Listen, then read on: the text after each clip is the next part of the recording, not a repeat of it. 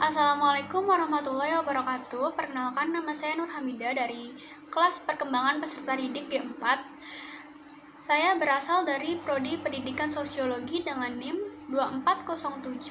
2407-5160-8623. Saya berasal dari kelompok 10 yang mengangkat tema tentang kebiasaan mencontek di kalangan pelajar.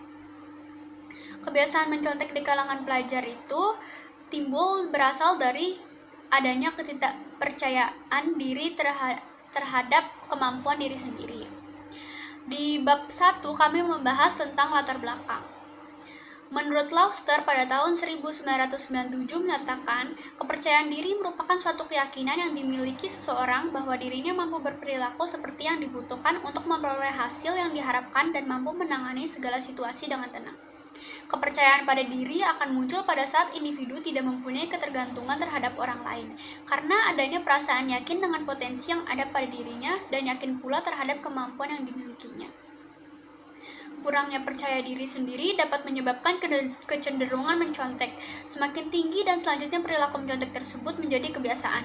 Siswa akan senang dan mudah menggantungkan pencapaian hasil belajarnya terhadap orang lain atau sarana tertentu sehingga bukan pada kemampuan dirinya sendiri. Mencontek adalah satu fenomena yang dengan skala tertinggi di pendidikan dan sering dan bahkan selalu muncul menyertai aktivitas proses belajar mengajar sehari-hari. Tapi jarang mendapat pembahasan dalam wacana pendidikan di Indonesia. Kurang pembahasan mengenai mencontek mungkin disebabkan karena kebanyakan pakar menganggap persoalan ini sebagai sesuatu yang sifatnya sepele. Padahal masalah mencontek sesungguhnya merupakan sesuatu yang sangat perlu untuk dikaji.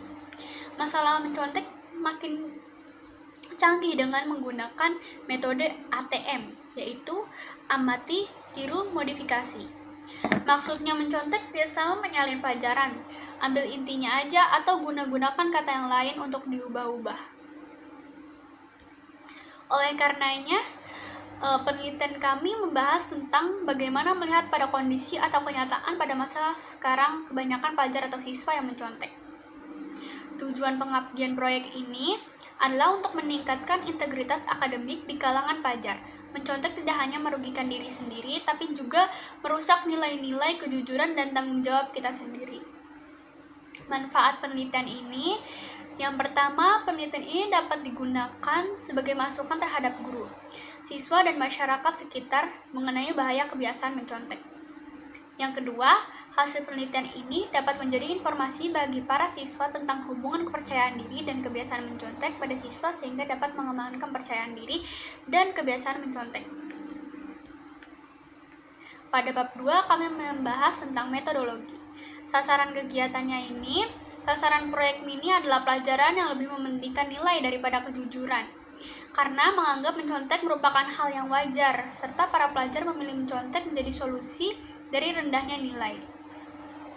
Langkah-langkah kegiatan yang kami lakukan, persiapan tema yang dikaji, diskusi mengenai bagaimana atau keputusan pengumpulan data, yang ketiga pengumpulan data, dan yang terakhir penyusunan laporan. Di bab 3, kami membahas tentang hasil dan pembahasan.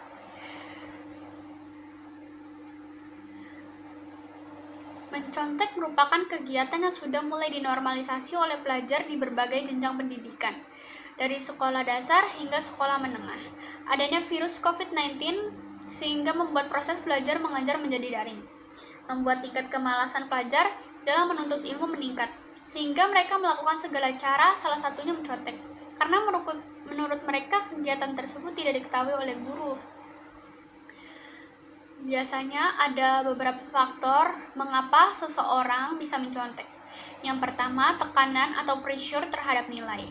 Para pelajar tuh lebih mentingin nilai bagus daripada hasil sendiri, daripada nilai rendah, karena malu diolok-olok sama temannya.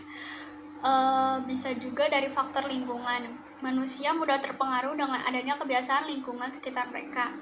Apalagi pelajar yang usianya masih usia labil, mereka akan cenderung mengikuti kebiasaan di lingkungan sekitarnya. Menganggap remeh.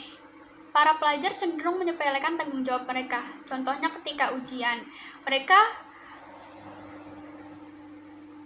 punya taktik untuk mencontek, jadi mereka tidak perlu belajar untuk mempersiapkan diri mereka. Pembahasannya akan dibahas di sini. Yang satu, faktor internal yang menjadi kebiasaan pelajar mencontek. Faktor pertama itu orientasi pada pelajar pada nilai, bukan pada ilmu. Yang kedua, ketidakpahaman dan kurangnya usaha. Selama pandemi, aktivitas pembelajaran dilakukan secara daring dengan menggunakan alat komunikasi. Jadi, pelajar bisa sering mencontek dengan alat komunikasi yang mereka pakai. Faktor ketiga adalah mendapatkan nilai yang mudah. Meraih nilai baik adalah harapan semua pelajar. Di masa pandemi, memperoleh nilai baik menjadi sangat mudah karena adanya gadget yang mereka gunakan selama pembelajaran. Faktor keempat, kurangnya rasa percaya diri pada pelajar yang mendorong kebiasaan mencontek. Pengaruh faktor internal terhadap praktik mencontek di kalangan pelajar cenderung lebih tinggi. Rasa percaya dirinya rendah membuat pelajaran sering meminta jawaban dari teman-temannya. Faktor eksternalnya itu, faktornya yang pertama, ada tuntutan untuk mendapatkan nilai tinggi. Dampak yang ditimbulkan dari mencontek itu membuat tidak percaya diri dan merugikan orang lain karena bukan merupakan hasil dari diri sendiri. Upaya yang ditempuh untuk menghilangkan kebiasaan mencontek yaitu memberikan bimbingan yang penuh supaya peserta didik mampu percaya diri. Di bab 4 kami